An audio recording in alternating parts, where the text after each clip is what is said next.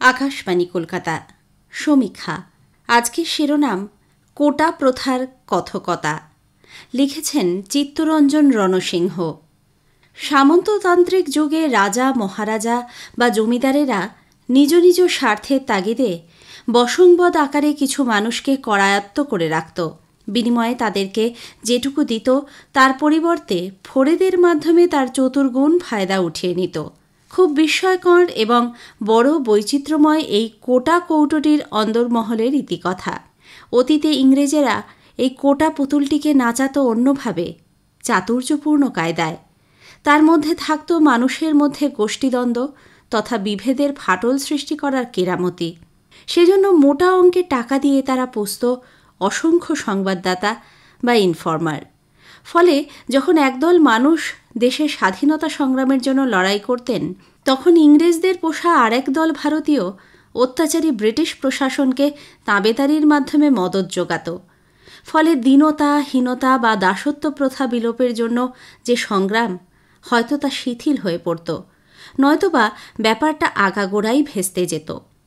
প্রকৃত মানুষদের জন্য নির্ধারিত কোটা পদ্ধতিটি প্রত্যক্ষ পরোক্ষভাবে নিষ্ক্রিয় হয়ে পড়ত। এভাবেই ক্রমশ স্পষ্ট হল কোটা ভেলকির জাদুকরী চমৎকারিত্ব। কোটা আর কোটা। উচ্চশিক্ষা লাভের উদ্দেশ্যে কলেজ বিশ্ববিদ্যালয়ে ভর্তির জন্য কোটা, হাসপাতালে সুবিধা লাভের জন্য কোটা, ভ্রমণ কোটা, সহজ মূল্যে টেলিফোন পাওয়া, ভর্তুকিতে গ্যাস পাওয়ার কোটা, সুলভ মূল্যে পছন্দমতো জমি পাওয়ার জন্য কোটার রমরমাতে দেশ ছেয়ে গেল। বছর কয়েক আগে পেট্রোলের ডিলারশিপ পাইয়ে দেবার ব্যাপারে এক বিচারপতিকে অবমাননাকর পরিস্থিতির সম্মুখীন হতে হয়েছিল।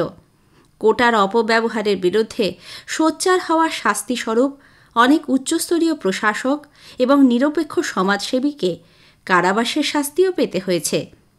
এই টানাপোড়েনের মধ্যে একটা প্রশ্ন ওঠে, মানুষ কোটার সুবিধা পাওয়ার জন্য কেন এত লালায়িত হয়? সাধারণ দৃষ্টিতে উত্তরটা দাঁড়ায়, কোটার মাধ্যমে সুবিধালোভী সেই মানুষ বা গোষ্ঠী এ কোটার সুবিধা পাওয়ার অযোগ্য। তাই যেন তেন প্রকারেণ বাম হাত ডান হাত পদ্ধতির আশ্রয় নিতে হয়। দুঃখের বিষয়, যখন কোনো প্রকৃত দুর্বল তথা দরিদ্র মানুষদের কোটার সুবিধা পাওয়ার দরকার হয়, তখন তাদেরকে ভাগ্য পরীক্ষার জন্য লটারির সম্মুখীন হতে হয়। অথচ একদা সমাজের দুর্বল ও অনগ্রসরদের উন্নতিকল্পেই সমাজে এই কোটা পদ্ধতির প্রচলন হয়েছিল। এসব থেকে বোঝা যায় প্রাচীন ভারতবর্ষেও কোটা পদ্ধতির উপস্থিতি ছিল। ভারতীয় উপমহাদেশে কোটা পদ্ধতির আনুষ্ঠানিক প্রচলন হয় 1918 সালে। প্রসঙ্গত উল্লেখ্য, তখন সিভিল সার্ভিস পরীক্ষার প্রতিযোগিতায় বিদেশিদের সঙ্গে ভারতীয়রা পেরে উঠত না।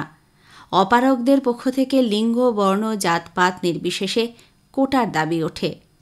বাংলাদেশের মুক্তিযোদ্ধা ও তাদের পরিবারের সদস্যদের জন্য জেলাভিত্তিক শতকরা 20%, মুক্তিগামী যোদ্ধাদের জন্য শতকরা 30% এবং যুদ্ধবিধ্বস্ত মহিলাদের জন্য শতকরা 10% কোটার সুবিধা পাওয়ার প্রশাসনিক সিদ্ধান্ত স্থির হলেও 2018 সালে সেই সিদ্ধান্তের বিরুদ্ধে কোটা সংস্কার আন্দোলন শুরু হয়ে যায়। ফিরে দেখা পর্যায়ে বলতে হয়, নীল নদের দানে পরিপুষ্ট মিশরের ফারাওদের শাসনকালে সেদেশের শিক্ষা, স্বাস্থ্য এবং চাকরি পাওয়ার ক্ষেত্রেও কোটার মাধ্যমে সুযোগ সুবিধার জন্য জনগণ সোচ্চার হয়েছিল। ভারতে কোটা সংরক্ষণ ব্যবস্থার ইতিহাস শুরু হয় 1901 সালে রাজ্যভিত্তিক সংরক্ষণের মাধ্যমে। শুরু করেন কোলহাপুরের মহারাজ শাহু।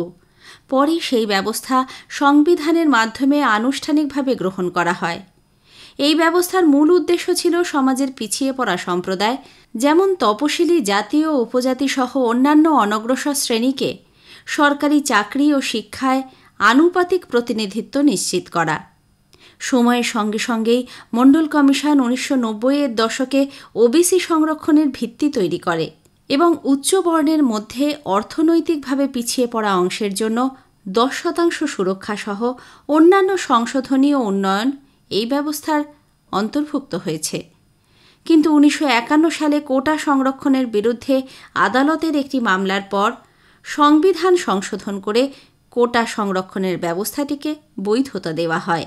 এভাবেই 1993 সালে সরকারি চাকরিতে এবং 2006 সালে শিক্ষাক্ষেত্রে ওবিসি সংরক্ষণের ব্যবস্থা প্রচলন হয়েছিল। সমীক্ষা শেষ হলো।